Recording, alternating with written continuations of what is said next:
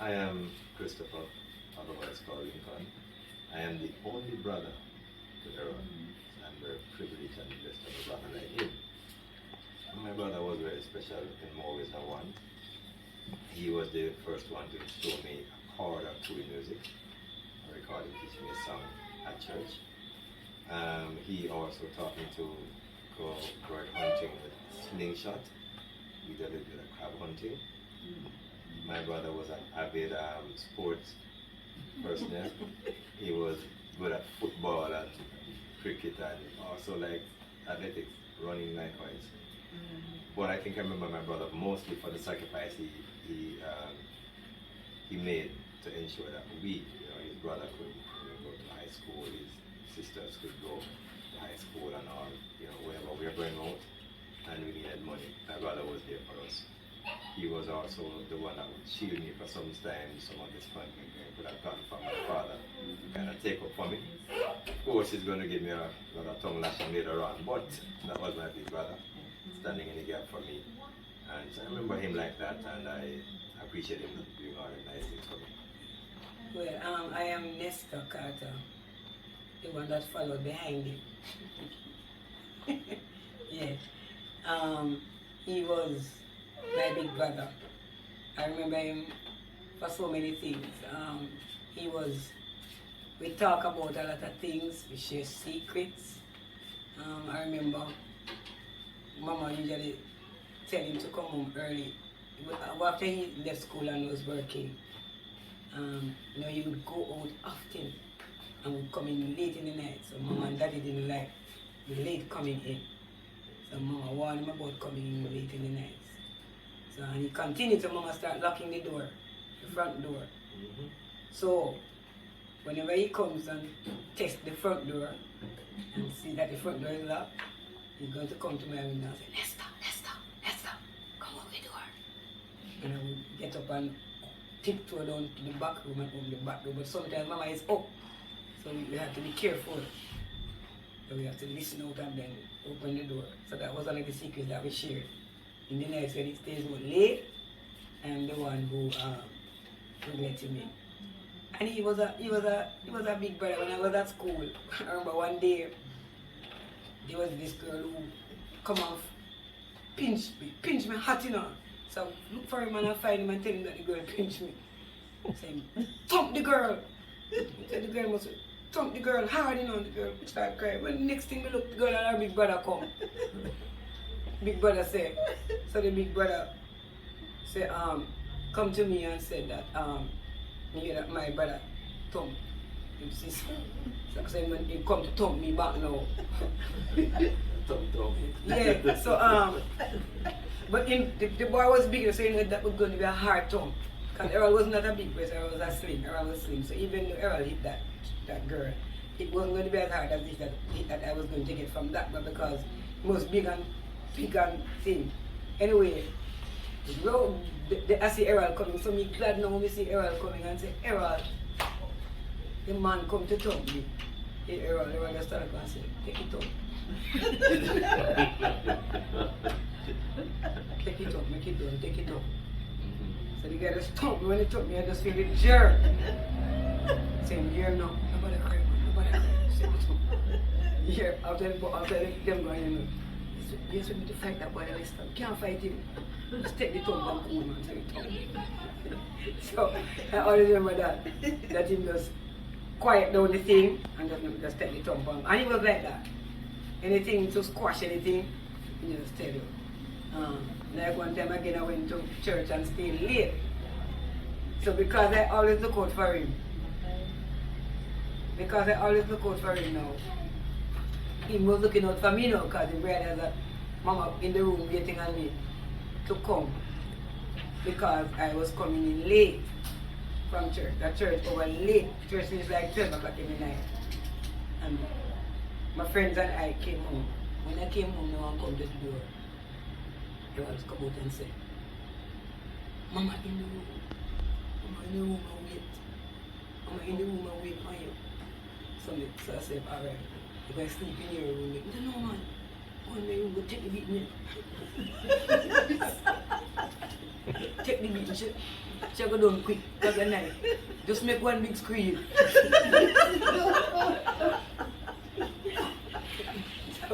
So no man, and I start crying. No man, just go on, I just see her, so you just scream. Just to the girl again, just take that and go on, just take that and go. So, and I gave myself, I went to the woman, I said, Mama, as I went to the woman, I just jumped up and I said, where you come from? I said, church. I said, church? I said, yes, Mama. So, well, I said, stop. He doesn't want me to talk, just take the beat. So Mama just, I guess she was tired too, and she wanted to sleep. She beat me still, but, you know, I took the beating, and I screamed, and it was a short beating. So he was like that, you know, it was like that. So I remember those things about him, you know, but he was a very caring person.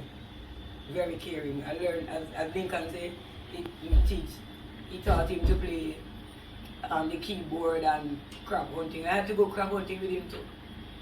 And me too. I had to go, but I didn't like that. I did, because I was bullied for boys, and then I was the only girl who go with him. And I just didn't trust those boys. But he just kept watching. I guess he knows his friends. So he just asked, hold on for me. So, and I said, Errol, I want to go. I'm ready, man, I come, brother. And he leave and come, and I know he was upset because he wanted to stay and catch crab. But because I was uncomfortable, he didn't stay and stayed with them. He just came a little bit. So I am Errol's youngest sister. My name is Benita Tarrant, otherwise called Chili. Yes, that's one. Yes. My earliest recollection of Errol is when he used to come home from manual school on holidays.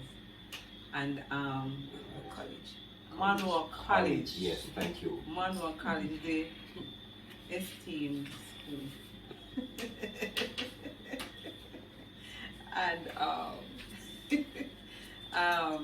you know, I used to follow him around everywhere he goes. When he comes from school, he's like, my big brother come, and we have to just stay behind him wherever he goes. And him always entertain me, him always carry me. I think, you know, we had a special bond. We had a special bond, and yeah, Errol really loved us as his sister, as his sisters. Yeah. I am Sybil Angela Tarrant, otherwise called Churchy Yes. Angie, spelled A-N-G-E. Oh yes, sister. Errol, my brother, was a very caring brother. I remember every Christmas, we used all of us to get our different, we used to go downtown, get our money to go downtown and spend. He was very kind to make sure that we had everything we need. Yes. What he And could afford. Or what he could have, even if we couldn't afford it, he would Find find a some way way to get you. to get it to us. I remember pushing him to, no, I would go for him in the evening. Right, I would push him down. I would go for him in the evening. I always look forward to go for Errol in the evening. Because my time, kind of get tired of it, but I always, yes, you get tired when you're tired. But I said, no man, if you not go for Errol, I'll care for Errol. Most of the time, when I went down, he would be at the gate, at JPS gate, waiting for us. So I remember going out with Errol. I remember one time we were going to Mandeville, and it was Mr. Warren Van back. And the car went around the corner. Errol would go by a chair. They would hold up on it and say, Mr. Warren! Stop, Mr. Warren, stop. I would fix him back and he just stayed there, you know, hold on the railing. I always look to drive in the back of the van. I went straight to Mandeville. On our way to Mandeville, it was fun, so you had to stop at the shop and get shelter and then. But I was going with Errol. I was going out with Errol. And since I started working and I'm going anywhere, I always took him out with me. Anywhere I'm going, so Errol, you want to come? And he said yes. Sometimes we are to home and I say, come go walk, man. I will push him around and walk and come back. That was how I. And sometimes I didn't know where to put the evening. I just buy food at from town, or we would send to border for fish and bunny. And with someone would go and buy it. And it was very kind. I went crab hunting with him, but I'm afraid of crab. I'm not going to hold them unless they are cooked. So I remember one day we went crab hunting, we were in Project Sky. And the crab get there. He wants me to jump up on his feet. Stop up in the yard. And we had fun. Yeah, that's what about our brother. It's a little bit about it. Rest in peace, my brother. Okay, I remember 2 weeks before Errol got sick, that he called me in the room and said, Angie, I have to tell you this. I love you very much, and I appreciate how you take care of me, and you never give up. And I didn't want to hear. I was, come Angie, you have to sit down here. Because I don't know if I'm going to get the chance to tell you this again. I love you. I'm going to tell you that I love you. And Errol and I would be in the house and Errol would be sending texts to me on the phone, different texts. I love you. How was your day? And those things. And that is what I really wanted. And then I think I was the only person he spoke to when he got in the hospital. I came home from work half day, the Thursday, the Friday, the Monday, Tuesday when I got there. I was giving him something to eat, but he didn't want it, so I gave him the Malta. He drank a look at it, and said, Errol, I'm going to take you to the hospital. And he was there, like a blackout, and then when we went to the hospital, we were leaving, I said, Errol, I'm going over now and look at me. So you're in the hospital, but I'll see you tomorrow. When I went there Wednesday, you know what, I took breakfast for you, but the nurse was telling me that I couldn't give him that. I asked him if he wanted me to pardon him. He said, alright, no, don't worry Angie, don't worry. And you know what that means? And you might talk to me if I worry about the food or me just worry About you. And he started crying. And you know, and then he said, I'm going to raise him up, so I raise him up. But when he get up and cry, then he said, I must put him on. He said, put the pillow on and I said, and then I left. Went over there, back in the evening, he said, I must go home. Go on home, Angie. He hugged me in the day, you know. He played me and hugged me. Every time he hugged me, he hugged like he wanted to tell me something, but he didn't want to really tell me something. But he said, not to worry, don't worry, Angie. Hug me, my wipe in eye, and I cry. And in the evening, he said, one home, and he did like this, one home, and he said, we are running home for, I don't know if I go one day. I said, one home. We stayed there a little bit until he come. And then I went to, that was Wednesday. When I went over there Thursday, and like just really hard. And then he was getting the accident. And the ball again, and we received that in the also. But then we did move in, and he did not talk to me on Thursday at all. I really miss him, because I go to work because I don't want to stay home.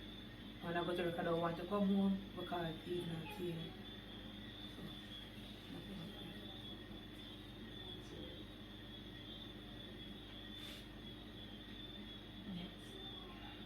Yeah, it's hard.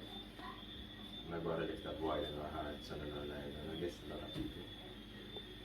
And it seemed it's a mammoth task, but we have this better assurance that one of these days we're going to see him. So we're not hopeless, we're hopeful. And because of that, even though we cry at the loss of a brother, of a role model, of a father figure, of an advisor, of a counselor, of some board, we understand that, you know, one of these days we're going to meet again. And that gives us hope. We cry, but we smile through the tears because we know that we're going to see one of these days. We think that, we believe that in his 47 years in the wheelchair, he has touched many lives. Some of them we don't even know.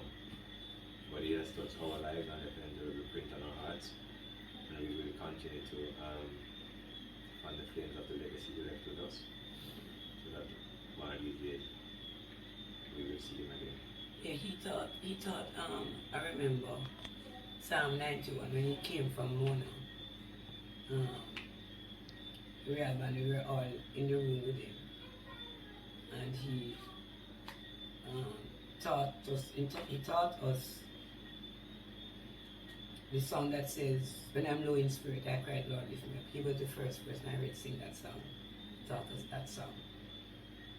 So every time I hear that song, it reminds me of him.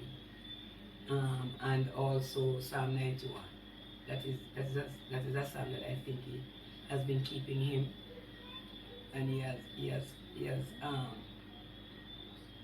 caused that psalm to be one of my favorite songs because of the way he used it and because of the way he talks about it. Errol was one of those person who trusted God. I mean, his faith in God is, I would say, so strong. And I guess that is so because of the experiences that he has been having, just to trust God. His faith has really grown. So he left behind, for me, the fact that God is a God who stands by his word, and that God is a God who we can trust. He has taught us, I think, or taught me, speak for myself.